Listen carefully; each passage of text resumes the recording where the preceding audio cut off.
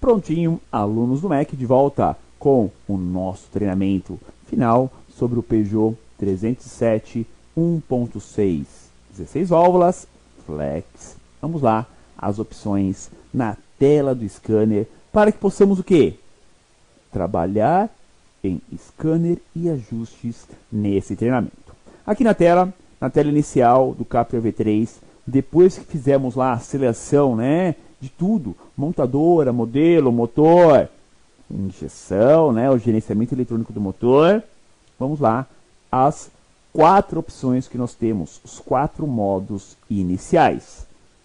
T, C, U, I, não é isso? Vamos ali, as 4 opções iniciais, né? Então depois da primeira fase de ligar o scanner e selecionar o modelo, podemos fazer o teste. T de teste, o C de contínuo, o A, né, o U, né, de a unidade, e o I de impressão de relatórios, tá? Essas funções são as básicas e iniciais no scanner, tá? Então temos o que? As 4 letrinhas iniciais, teste, contínuo, unidade e impressão, para poder o que? Canalizar o que a gente vai querer. Teste é para ver os códigos de falha, depois ajustes, atuadores, tá? Unidade é para ver o código da unidade, função apagar memória. O I de impressão para imprimir relatórios, né? O C de contínuo são as leituras e análise gráfica ou visual gráfica, né? Com o motor em funcionamento. Então, dessa forma conseguimos o que? Visualizar o que está ocorrendo com o gerenciamento eletrônico desse sistema, ok? Então vamos lá, dando sequência, né? Depois dessa tela inicial, falhas. Então, dentro da opção testes, cliquei sim, dar sequência nos testes, abre-se o que? Mais 3 opções. Teste falhas, teste atuadores e testes ajustes, né? F de falha, AT de atuadores, AJ de ajustes. Bom, primeiro, teste falhas, né? O que significa esse inicial, essas falhas iniciais? É a opção inicial e, claro, de cara mais utilizada, pois aqui teremos as falhas atuais ou passadas, né? Que ocorrem naquele momento ou anteriormente, que são apresentadas durante o teste, seriam as atuais, ou anteriores, a última vez que a ignição foi ligada, passadas. Entenderam isso? Então, testes, falhas, temos as atuais e as anteriores, as passadas. As atuais são o quê? Que ocorreram nesse momento, nesse exato momento, no momento do teste. Passadas, as que ocorreram antes da última vez que a ignição foi ligada. São consideradas falhas passadas. O importante é o quê? Você interpretar as duas. Tanto as falhas atuais, as presentes, como as falhas passadas. Tá? Assim você consegue o quê? Entender que se a luz de anomalia acendeu de forma intermitente na mão do cliente, depois apagou, essa falha registrada, bem provavelmente, vai estar lá registrada em falhas passadas. Se o carro chegou na oficina com a luz de anomalia, né, a 1000, né, a luz indicadora de mau funcionamento no motor, chegou acesa, permanece acesa, essa falha vai estar como falha atual, ou seja, está ali, está presente, né? A falha é atual, ela está presente durante o teste do carro. Então, são formas importantes de se interpretar para dar a correta sequência nos testes. Então, é muito importante essa parte de falhas na unidade de controle eletrônico do motor. E aqui, claro, um exemplo. 001/001 não presente apresenta o código padrão BD da falha, ó, P0327. P é do powertrain, né? Ou seja, a letra P identifica que é uma falha presente na parte de motor e transmissão. Então, P é de powertrain. 0327 é o código que se refere à avaria no sinal do sensor de detonações. Mas observem, é uma falha presente, ela está acusando naquele momento, é uma falha não presente. Então pode ter sido um mau contato, pode ter sido que alguém deixou desligado e depois religou e não apagou a memória, pode ter sido uma falha intermitente que deu e voltou a funcionar depois, tá? Então é importante ler a falha, pessoal. Leia, ó. Só tem uma falha na memória, ó. 001/001. Por quê? Poderia ter 3, 4, né? Aí ia ser 001/004. Aí você vai lendo a segunda, a terceira e a quarta. Não presente, ou seja, uma falha passada, e o código que ela se refere, tá? Então vamos aqui à descrição dessa avaria. Sempre observem a numeração, que conta a quantidade de falhas registradas. Nesse caso, né, é só uma de uma mesmo. E assim devemos analisar a falha, uma por uma. Interpretar e colocar o raciocínio para saber o caminho do diagnóstico. Tá? Por quê? De acordo com a falha, ela pode indicar, tá, um circuito aberto ou um curto-circuito de algum sensor. Circuito aberto, geralmente o que é? Mau contato de fio, está desconectado, né? Óleo nos terminais, isso é um circuito aberto, tá? Ou quando quebra um fio. Curto-circuito já é mais raro de acontecer, é quando os fios encostaram um no outro referente àquele componente. Está dizendo curto-circuito, fechou o circuito. Como que o módulo interpreta essas duas possibilidades? Através do quê? Através do sinal que envia para o sensor funcionar e a resposta tem que estar dentro de uma margem. Por exemplo, se recebe 5 volts para ter a resposta do sensor de temperatura do motor, por exemplo, a variação do sinal tem que ser de 0 até 5. Se a variação for 0, né? O sinal está aberto. Se for 5, está em curto. Por quê? Tem uma pequena perda. Então vai ser um pouco acima de 0 e um pouco abaixo de 5. Por exemplo, 0,1 a 4,9. Se deu 0, o circuito está aberto. Deu 5, tem curto-circuito. Então, as avarias são avaliadas dessa forma. Não tem como a ECU interpretar um sinal incorreto, um sinal mentiroso. Ela interpreta curto-circuito ou circuito aberto. Só as duas possibilidades, tá? Na tela agora de ajustes, temos o que, ó? Selecione o modo, né? Vocês viram falhas. AT é de atuadores. Vamos agora para a tela de AJ, ajustes, né? Afinal de contas, a aula é ajustes e scanner, não é isso? Tela de ajustes. A tela de ajustes, pessoal, é o quê? Para você ajustar alguma coisa, para você corrigir algo. E isso é para todo carro? Não. Nem todo carro você consegue fazer os ajustes, tá? Alguns carros você para ali em atuadores, que é o comando dos comandados do módulo, né? Você faz a bobina atuar, os bicos injetores, canister, partida frio, o corpo de borboleta. Isso é em atuadores. Ajustes é o quê? Uma regulagem, uma adaptação, uma adequação de funcionamento do sistema aplicado no veículo, tá? Então vamos aqui para a tela de ajustes. Nessa função, devemos finalizar os trabalhos após as intervenções. Como? O carro chegou com corpo de borboleta todo sujo. Legal, fiz a limpeza do corpo TBI. Chegou com as velas super gastas. Troquei as velas.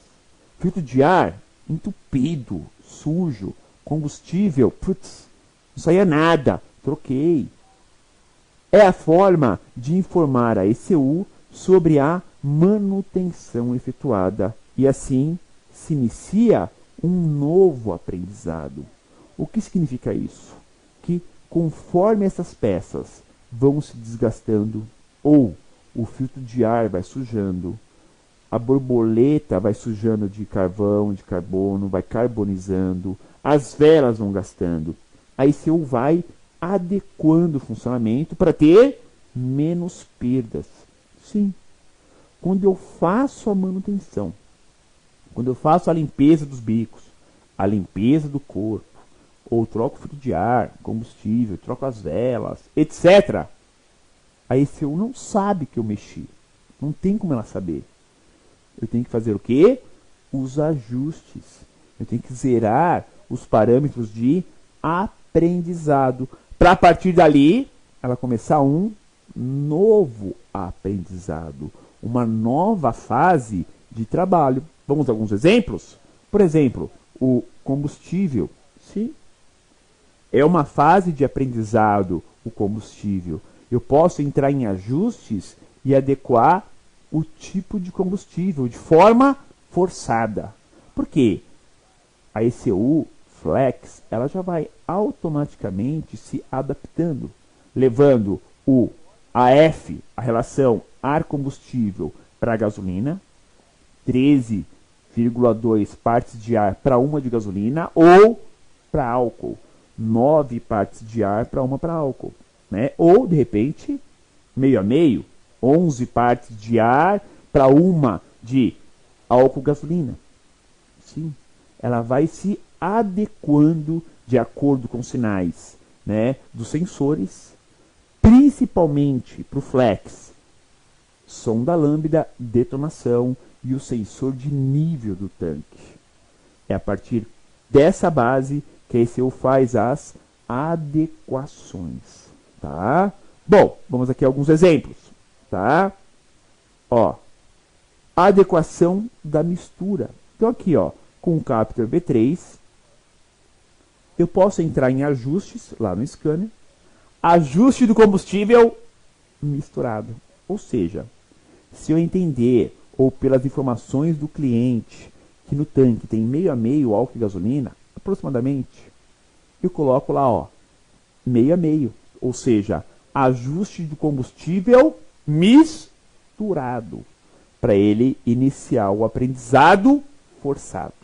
Ou não, eu tenho certeza, né, que no tanque do carro só tem álcool. Está com 100% de álcool no tanque do carro. Né? Não tem nenhuma alteração. Eu ponho o quê? A opção na tela do scanner de 100% do combustível, né, de origem vegetal, né, da cana de açúcar. Tá lá, ó, ajuste de combustível álcool. Eu estou no modo ajustes e vou, de forma forçada, fazer o sistema trabalhar com álcool. Ou seja, quando eu coloco aí nessa tela ajuste de combustível álcool e dei o Enter, ok? O AF, BRAFT, cai para 9 partes de ar para uma de combustível, porque eu coloquei forçado para álcool nesse momento, tá? Também tem a opção da gasolina, né? Eu posso fazer de forma forçada o aprendizado para combustível de origem, né, do petróleo. Vem de onde? Lá debaixo da terra, né, de origem mineral, que é a gasolina.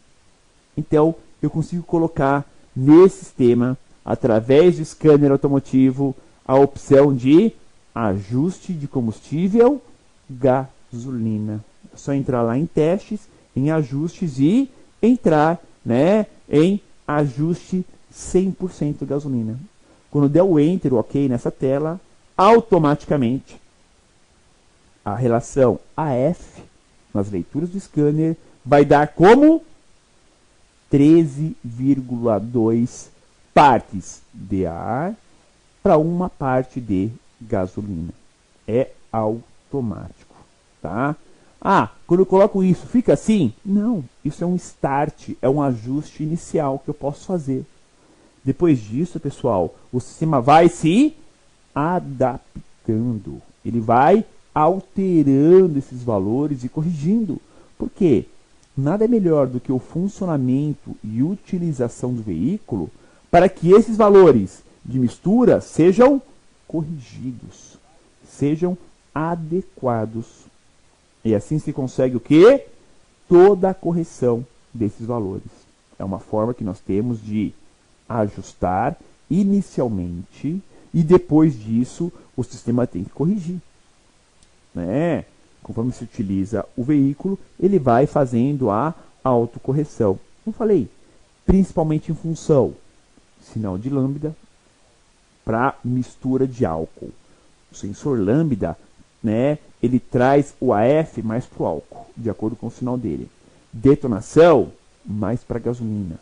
Tá? E o sensor de nível dá o start, sempre quando há uma mudança do nível do tanque. Ou seja, é como se ele avisasse, ó, módulo, fica esperto que teve mudança de nível de combustível. Não se sabe se mudou o combustível. Pode ser que estava álcool, colocou álcool. Pode ser que estava gasolina, colocou gasolina. Mas se sabe que teve alteração. Pode ser que precise de correções mais para frente, tá? Ainda, lá no scanner automotivo, temos aqui, né, uma das opções, lá em U, né, em UCE, em unidade, né, duas opções, ó. C, o código do módulo, ou seja, o número da unidade de controle eletrônico. Eu consigo ver isso através do scanner automotivo, né? Ou também temos a opção do A. O A ali ao lado é o apagar a memória de defeitos. É o zerar as falhas registradas na memória do módulo, tanto defeitos presentes ou atuais, como defeitos anteriores, ocorridos, defeitos não presentes, defeitos passados. Tá? Eu consigo essas duas opções na tela de scanner. Vamos ver? Olha que interessante, ó. Aqui a função de confirmação, né? Apagar a memória, né? Eu devo apagar a memória. Pessoal, um hábito bem padrão. Qual é? Sempre que o veículo chega na empresa, na oficina, marque na OS, no verso da ordem de serviço, tá? Os defeitos registrados. Por quê? Fica ali registrado, marcado no papel. Para, num futuro, esse carro retorna, opa, voltou com o mesmo código, ó, intermitente, hora dá, hora não dá. E sempre apagar a memória quando acabar o serviço, tá? Para que ela esteja o quê? Limpa. Principalmente os defeitos não presentes, né? Os defeitos passados, tá? Que podem gerar, você pode ficar enganado com algum código registrado que já foi corrigido. Então, função apagar memória é simples, rápida, no scanner automotivo. Você faz e fica tranquila quanto, né? Fica tranquilo num futuro retorno do mesmo carro, ok? E aqui então, a unidade de controle eletrônico do motor e os seus 3 conectores, né? Ó, bastante, muitos pinos, muitos fios nesse modelo. E claro, vamos aqui a mais uma dica. Um dos principais ajustes que podemos fazer é a adaptação da mistura, ou seja, da relação AF deste modelo Flex. E esse aprendizado ocorre sozinho. Sim, o módulo vai aprendendo isso sozinho, ao se utilizar o veículo por cerca de 10 minutos ou 10 km. Então ele vai o tempo todo adaptando, aprendendo, mudando a relação AF.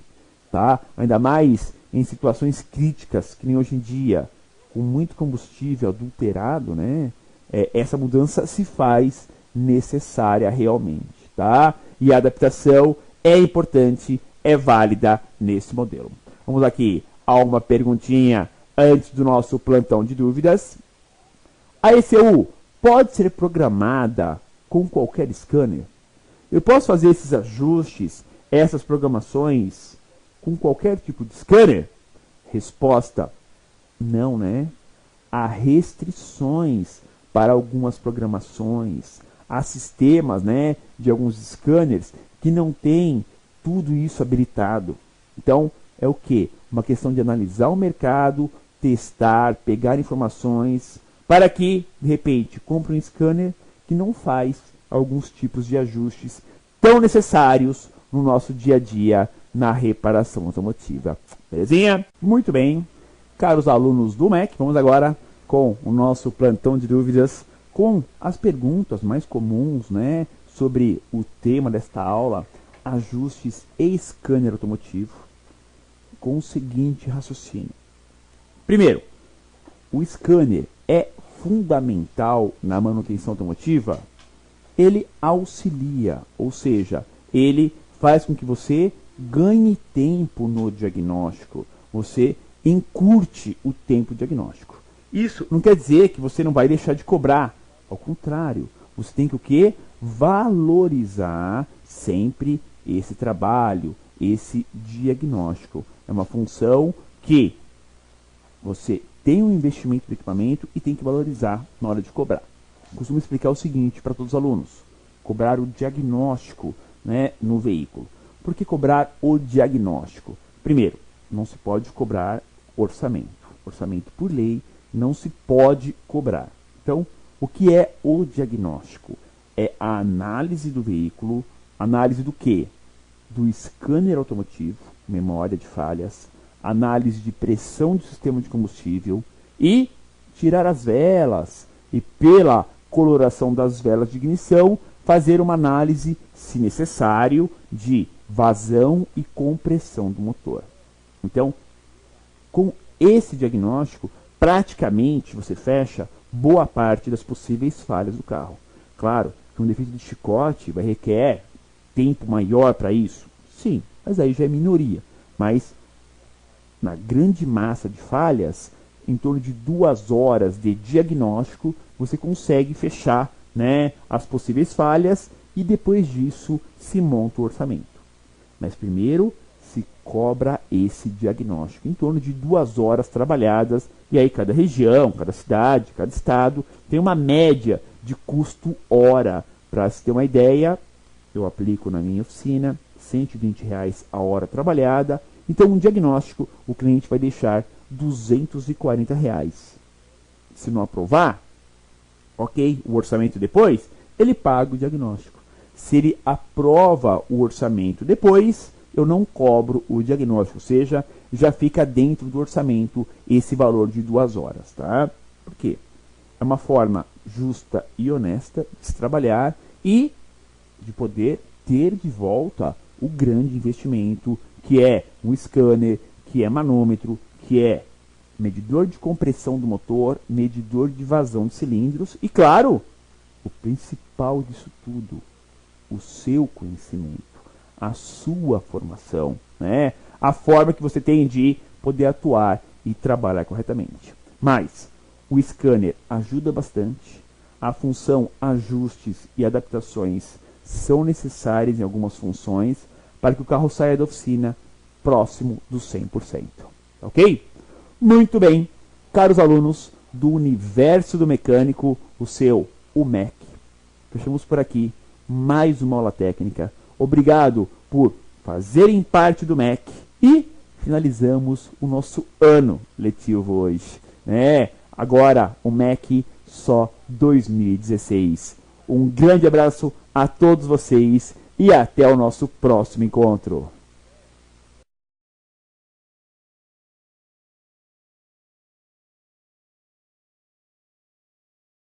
Olá, amigo reparador, bem-vindo a mais um programa da série Como Instalar da MTE Thomson. Meu nome é Rogério Costa e eu vou passar para vocês todas as informações para a correta instalação dos nossos produtos. Antes de começar o seu trabalho, verifique se você tem as ferramentas corretas e os utensílios para facilitar o seu trabalho. Lembrando que o uso de equipamento individual de proteção é recomendável também. Quanto ao descarte de materiais líquidos, fique atento à correta destinação de cada um deles. Desconecte o sensor lambda apertando a trava superior do conector. Para remover o sensor, segure a fiação de forma a não torcer estes fios. Com a chave de 22 mm, desenrosqueie no sentido anti-horário do sensor.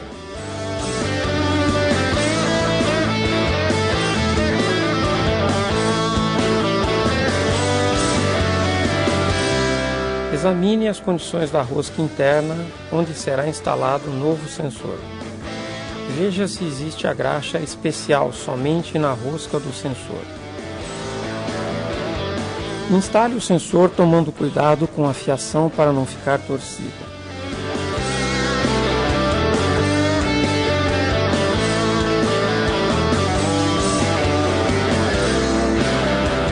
Dê o aperto final no sensor com a chave de 22 mm, onde o aperto recomendado é de 40 a 60 Nm.